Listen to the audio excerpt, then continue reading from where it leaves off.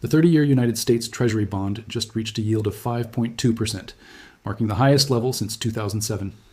Back then, Lehman Brothers was still operational.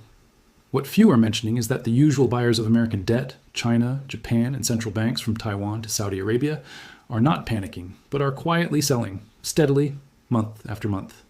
This is May, and we need to trace where the money is leaving the bond market and what Kevin Walsh just did, which should concern anyone saving for retirement. The bond market is massive. Globally, it holds $140 trillion, bigger than all stock markets combined. Right now, it is showing signs of strain.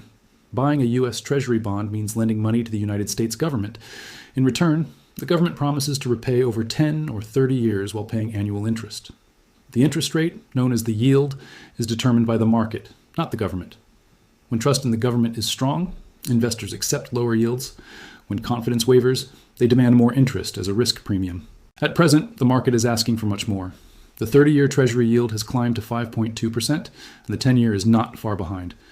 This is not a story confined to the United States. Bond yields in the United Kingdom, Germany, France, Canada, and Australia are reaching multi-decade highs. Japan's 10-year government bond yield has shot up sharply on a 20-year chart. Governments everywhere are paying more to borrow money.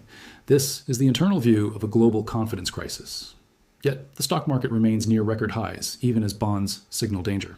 Conventional wisdom says stocks should fall, but this assumption benefits Wall Street. The standard explanation is that stocks are betting on a future intervention by the Federal Reserve, which could lower rates, print money, and push asset prices higher.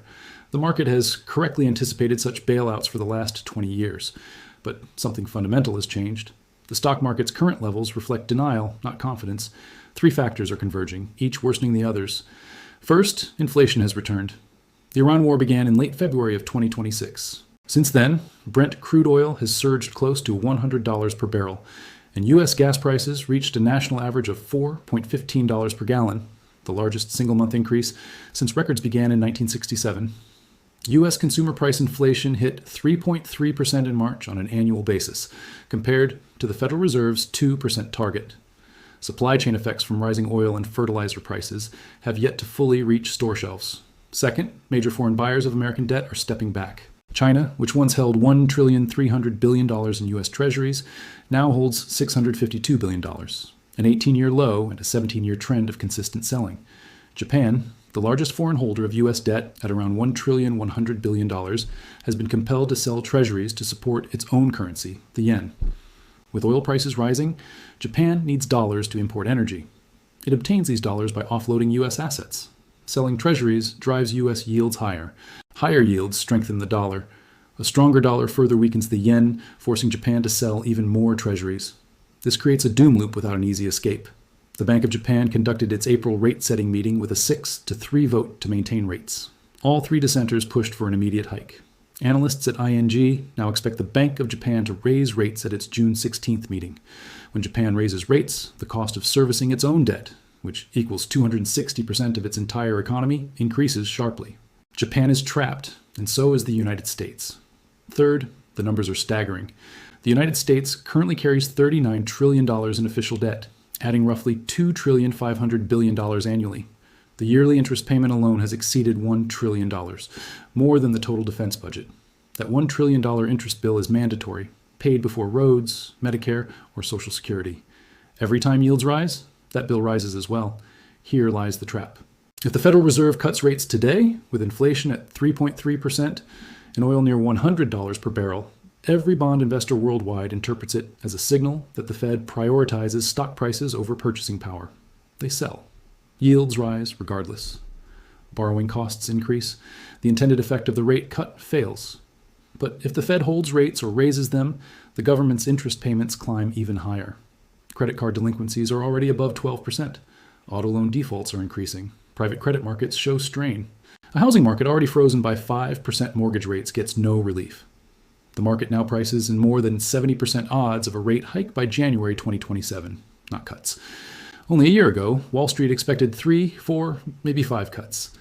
The shift has been rapid. Now, consider what should make anyone uneasy.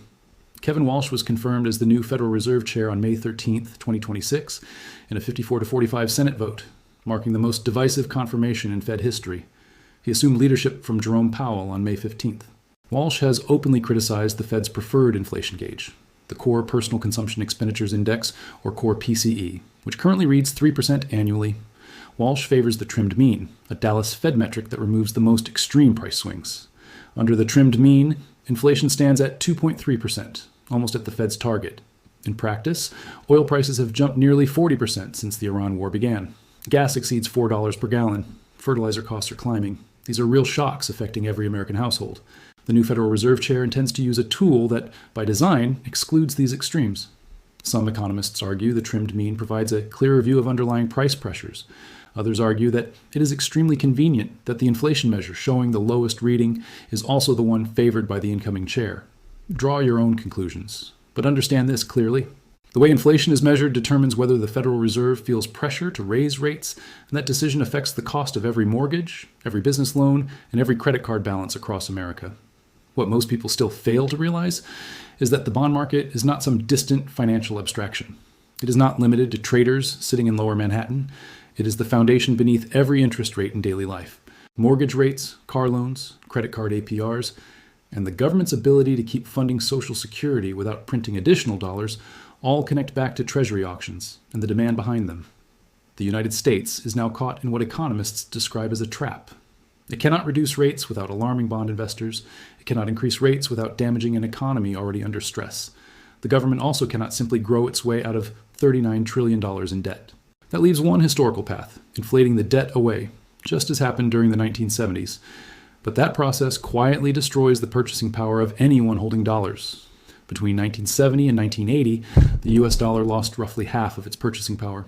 A retiree receiving $400 a month in Social Security at the start of that decade was still collecting $400 monthly by the end, but those dollars purchased only half as much. That is what financial repression looks like. It is not ancient history. It is a documented policy choice governments use when no politically acceptable alternative remains available. Central banks across the world have been purchasing gold at the fastest pace seen in decades, with more than 1,000 tons bought during 2024 alone. These buyers are not retail investors or hedge funds. They are central banks. The same institutions reducing their holdings of U.S. treasuries are moving those proceeds into gold.